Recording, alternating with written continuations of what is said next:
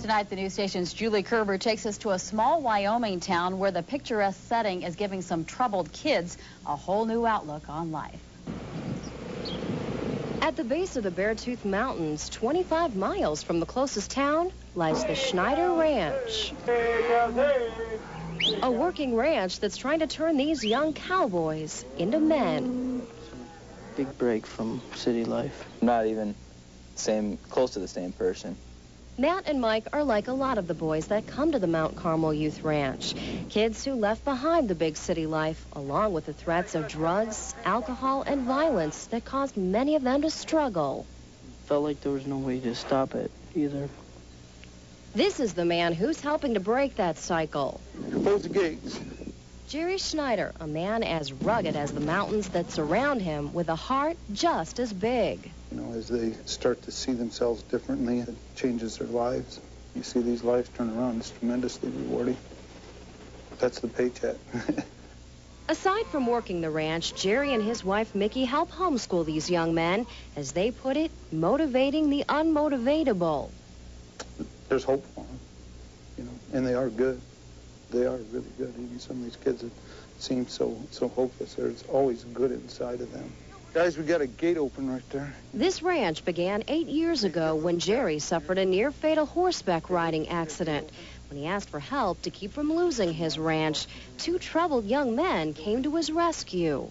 What really happened is the boys come to help me, you know, and they never left. And everybody has their own story, but they can be in a real drug culture, for instance, that is sucking them down a big dark hole and doing things that they don't even know why they're doing it. I was just kind of on every drug known to man. I was just kind of running around carousing in Chicago. I had a friend overdose on heroin in February, which is like a month after I was here, and that just kind of reality kind of hit me. I was like, whoa, you could die from that stuff. Now I'm just trying to change things.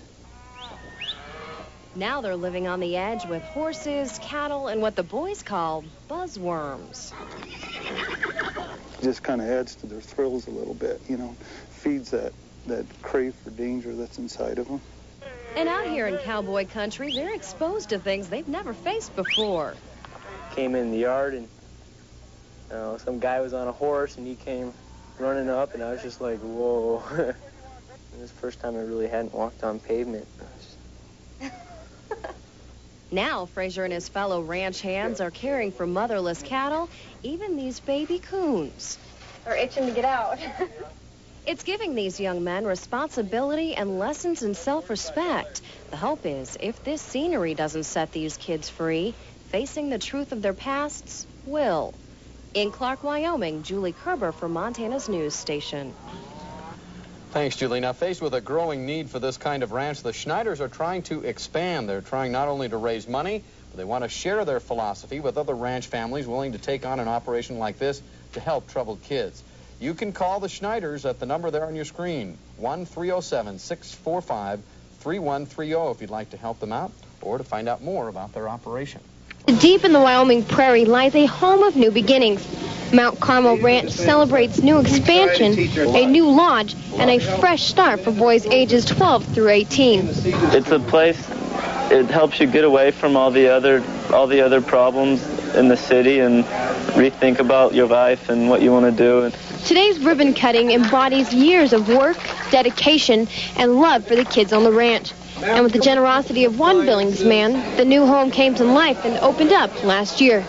And once you meet the Schneiders and saw what they were doing in their own home, and all these kids all over the place, and how neat and how much love they showed to them. At-risk youth will sleep, eat, and study here in the family bunkhouse for their time at the ranch.